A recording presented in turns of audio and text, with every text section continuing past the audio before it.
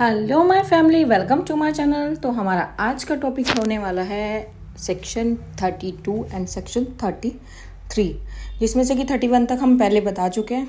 उसमें था admission confession, जो कि लास्ट वीडियोस हमने डिस्कस की थी।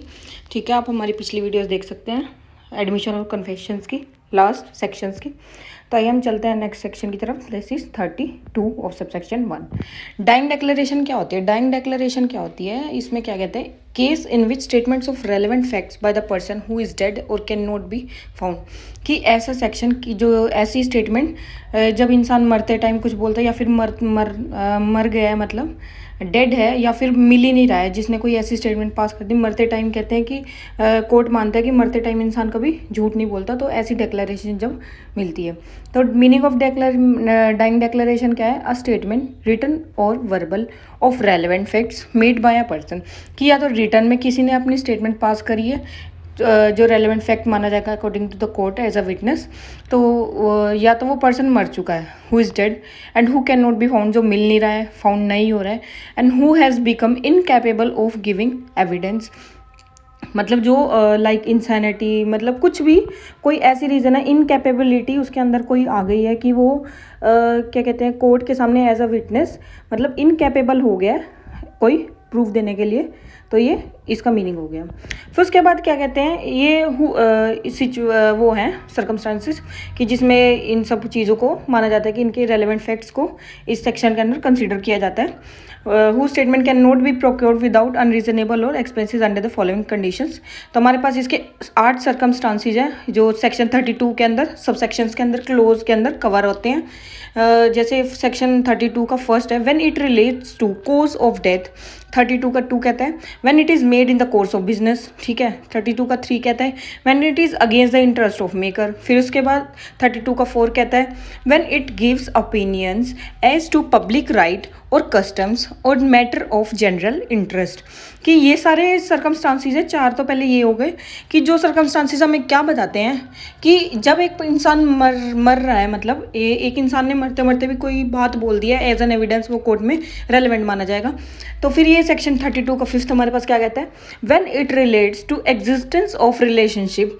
32 का 6, when it is made in will on dead relating to the family affairs। Family से विल में कुछ लिखा हुआ है, फैमिली अफेयर से रिलेटेड है। फिर उसके बाद 32 का सेक्शन 7 क्या कहता है, when it is in document relating to transaction mentioned in section 13A। फिर सेक्शन 32 का 8 जो कि लास्ट सर्कमस्टांस है, वो कहता है when it is made by several persons and express feelings relevant to matter in question। मतलब जो क्वेश्चंस हैं वो एविडेंस के तौर पे कोर्ट में एज एन विटनेस मतलब बताए जा सकते हैं, वो प्रूफ के लिए माने जा सकते हैं। उसके बाद हमारे पास एसेंशियल कंडीशंस आ गए। एसेंशियल्स क्या है डाइंग डेक्लेरेशन के सेक्शन 32 के, मतलब अ स्टेटमेंट आइदर ओरल और रिटन और डॉक्यूमेंट्री, कुछ भी, कि या तो वो लिख के कुछ मर गया है, ठीक है, वो कोर्ट में प्रूफ एविडेंस के तौर पे माना जाएगा। ठीक है, रिटन ओरल में मरते टाइम वर्बली कुछ बोल दिया है। ठीक है, फिर उसके बाद death of a person is must relevant to cause of his death, circumstances which results into his death, जो हमें मैंने 8 सर्कमस्टांसिस बताए थे। Expectancy of death is not necessary, cause of death must be in question and deals with both civil and criminal proceedings. ये कहता है कि मतलब इसके एसेंशियल पॉइंट्स हैं कि पहले तो उसने ओरल या रिटन हो, इंसान मर गया हो, मतलब एक्सपेक्टेंसी तो यही लगाते हैं कि इसमें डाइंग डेक्लेरेशन, तभी तो इसका नाम रखा हुआ है। तो कोज उसका डेथ कैसे हुई, रीज़न मतलब उसका रीज़न क्या है बिहाइंड हिज डेथ। ठीक है, उसके सर्कमस्टांसिस, किस सर्कमस्टांस में वो, क्या एक्सपेक्टेंसी है, ये सारे एसेंशियल पॉइंट्स आ गए। उसके बाद इसके रीजन्स क्या है, मतलब ये प्रिंसिपल हो गए एक तरीके से। वाई एडमिजिबल, कि मतलब ये एडमिजिबल क्यों है। फर्स्ट है नेसेसिटी, सेकंड है मेमोमॉर्चरस, पैराजोमीटर एंड मेंटरी। तो इसमें क्या कहता है, no person will die with a lie on his lips. कि कोर्ट कहता है कि कोई भी पर्सन मरते समय झूठ नहीं बोल सकता। एटलीस्ट मरते टाइम तो किसी को अपनी जान के लिए सोचना ही होगा, तो वो मरते टाइम तो झूठ नहीं बोलेगा। Difference between Indian law and English law. Dying declaration का इंडियन लॉ के हिसाब से और इंग्लिश लॉ के हिसाब से बताते हैं। चलो, फर्स्ट पॉइंट है इंडियन डेक्लेरेशन, इंडियन लॉ के हिसाब से expectancy of death is not necessary. और relevant in both civil and criminal cases.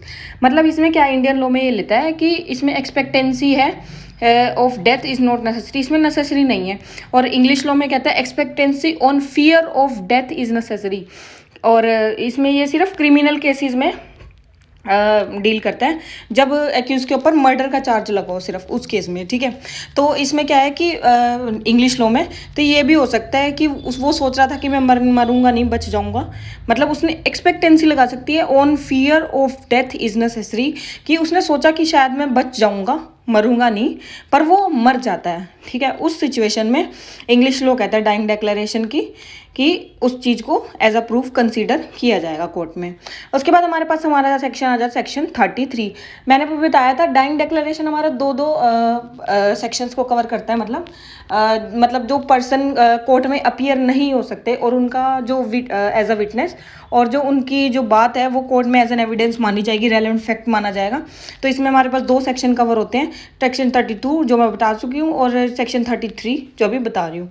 इसमें क्या है कि relevance of certain evidence for proving in subsequent proceeding in the truth of fact certain Theron stated, कि या तो पर्सन मर गया या फाउंड मिल ही नहीं रहा है या इनकेपेबिलिटी है कोई, या फिर in his presence can not be obtain with an unreasonable amount of delay और एक्सपेंस। ये सारी सिचुएशंस हैं जो मैंने पहले भी डिस्कस करी हैं, जो सेक्शन 32 और 33 को रिलेटेड है, कि एक पर्सन जब मतलब एक पर्सन का जब गवाह उसमें माना जाता है कोर्ट में एज एन एविडेंस, पर वो पर्सन खुद अपीयर नहीं हो सकता।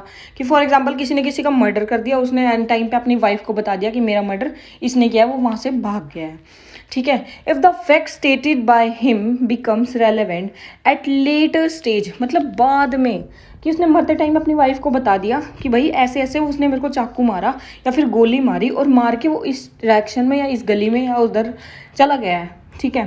तो लेटर स्टेज पे उसके खिलाफ जब प्रोसीडिंग होगी, मर्डर का जब चार्ज लगा हुआ है, तो उसमें वो स्टेजेस पे वो उसका लास्ट टाइम पे जो उसने अपने मुंह से कुछ भी बोला है तो वो एज एन एविडेंस कोर्ट में माना जाएगा, क्योंकि उसकी वाइफ बोलेगी। फिर उसके बाद इसमें हमारी कंडीशंस है जो कहती है कि रेलेवेंट माना जाएगा। इसकी भी हमारे पास फॉलोइंग कंडीशंस हैं। आइए देखते हैं हमारी फॉलोइंग कंडीशन, जिसमें 3 कंडीशंस को फुलफिल करता है। The first proceeding was between the same parties और their representative in interest. Second, the adverse party in first proceeding had the right and opportunity to cross-examine. And the third is the question in issue was substantially the same in first as in the same second proceeding. कि first में क्या कहता है, ये कहता है कि same parties के बीच में कोई फर्स्ट प्रोसीडिंग एक ही प्रोसीडिंग से रिलेटेड और उसका कोई भी रिप्रेजेंटेटिव हो सकता है जिसका इंटरेस्ट है, या फिर कोई लॉयर हो गया, उसका ऑथराइज एजेंट हो गया, कुछ भी। उसके बाद वर्स्ट पार्टी फर्स्ट प्रोसीडिंग में उसके पास राइट है क्रॉस एग्जामिनेशन करने का, ठीक है, और उसके थर्ड में क्वेश्चन पूछ सकती है। उसके बाद ये डेपोजिशन का ही माना जाता है। इसकी एक्सप्लेनेशन का कहती है अ क्रिमिनल ट्रायल और inquiry shall be deemed to a proceeding between the prosecutor and accused with in the meaning of this section. ये हमारा मतलब इसका मीनिंग एक्सप्लेनेशन हो गई डेपोजिशन की।